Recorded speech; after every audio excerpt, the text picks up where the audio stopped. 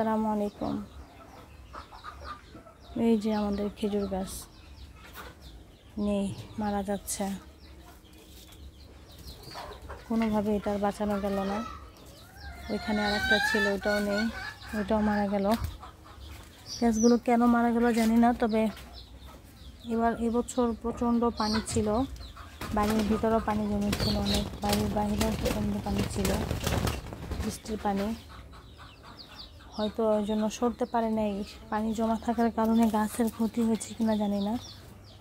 আর এই যে এই গাছটা মারা গেছিলো, এই গাছটা মারা যাওয়ার পরে আবার দেখি আল্লাহর রহমতে এই যে পানি যখন ছিল তখন এই গাছটার অবস্থা খুব খারাপ ছিল, একটা পাতাও ছিল না। এই যে নতুন করে পাতা বের হচ্ছে, এই যে এখানে কোনো পাতা নেই, গাছ মরে গেছে একেবারে।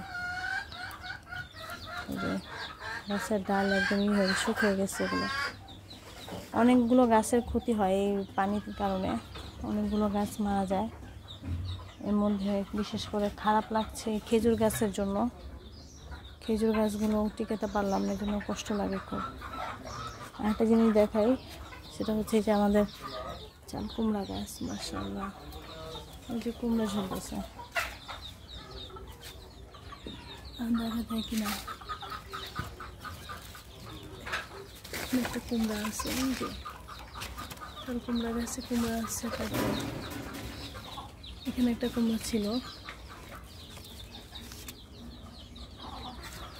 কুমড়াটা দেখা যায় না।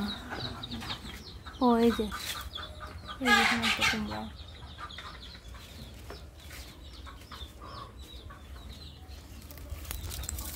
তারপর আরও আছে টিনের উপরে।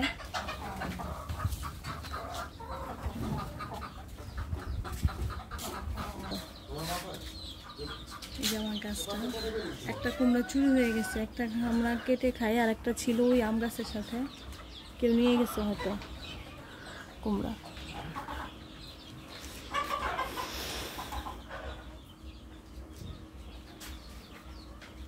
যে পানির কারণে এখানে একটা বড় মরিচ গাছ ছিল, আগের ভিডিওগুলো দেখলে বলতে পারবেন। এই মরিচ গাছটাও মারা যায়, কোনোভাবে এই মরিচ গাছটাও বাঁচলো না, প্রচণ্ড পানি ছিল এই সাইডটা, মানে পুরোটাই পানির তলে ছিল।